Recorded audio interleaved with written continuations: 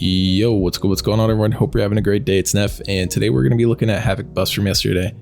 So I have a couple sims, and we're just going to compare them really quick. But before we start the video, I do want to let you know my UI is available for Twitch subs, patrons, and Discord subscribers.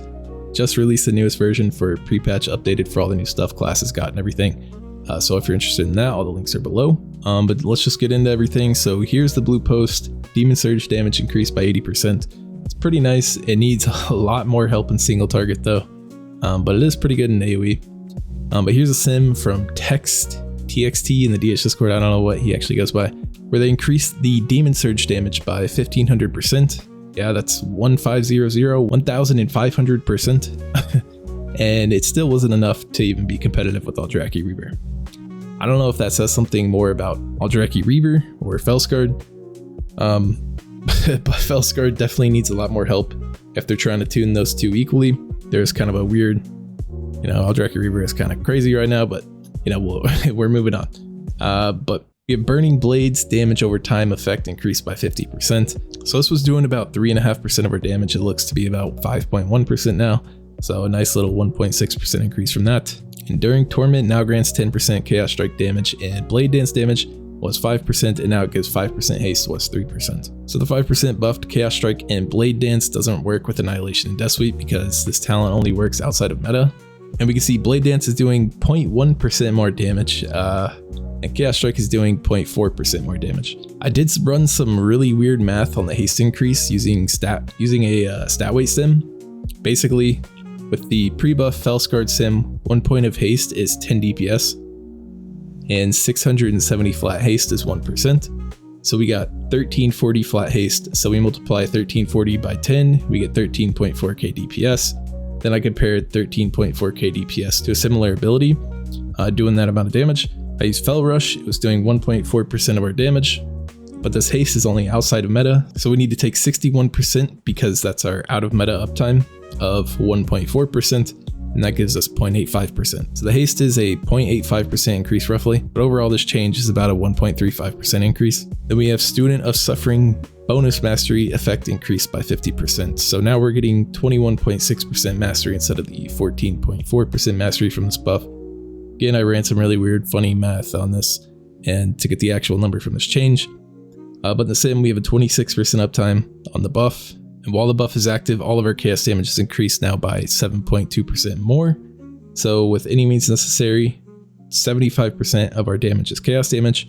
So 26% of the time we'll be doing 7.2% more damage. So this comes out to about a 1.8% increase. Since only 75% of our damage is chaos though, we need to take 75% of that 1.8%, which is weirdly enough, 1.35%. Just like the last change. I don't know how I did that, or if my math is wrong, and I don't know. That seems to be the increase. Then we have Flamebound, now grants 40% increased critical damage bonus for Immolation Aura, was 30%. So this talent is a choice node with Student of Suffering. I think overall this one is a bit behind compared to it. The only way you would ever play this is if you played some type of Immolation Aura build like this in single target. Where you have Isolated Prey, so your Immolation Aura is always critting. I'm not going to do a bunch of nerd math on this. We don't really have an APL supporting this type of build. But it'll most likely be about a 1 to 2% damage increase. But I don't think you're going to need to worry about this talent because you'll probably never play it. Then we also got an agility increase from Monster Rising, and now increases agility outside of demon form by 8%. It was 5%. So we're getting 3% more agility outside of demon form. These outside of demon form buffs really help where Fel-Scarred is lacking. Outside of meta, Fel-Scarred was really, really bad. But obviously with these buffs, it's gotten a bit better now. Then we finally have the big buff, all non-hero talent ability damage increased by 13%. So Havoc, believe it or not, actually really needed this. Everyone has been watching Havoc play Aldrachi Reaver, and most people don't know it's doing something close to like 40% of our damage. The Havoc baseline was tuned pretty low, so this isn't nice, but it's also pretty scary at the same time because depending on the inevitable nerf to Aldrachi Reaver, this could end up being really bad for us. We'll just have to wait and see on how they decide to do things. But overall, we can compare the sims pre and post buff. We have Fel-Scarred at about 940k pre-buff, and now it's around 1.13 million. So I got roughly an 18% damage buff. Then we have Aldrachi Reaver at 1.52 million pre-buff and 1.66 million post-buff. roughly a 8.3% damage buff. Overall, I think the aura buff is good for the, the longevity of the spec. But like I said, I'm scared with how they're gonna approach the Aldrachi Reaver nerfs.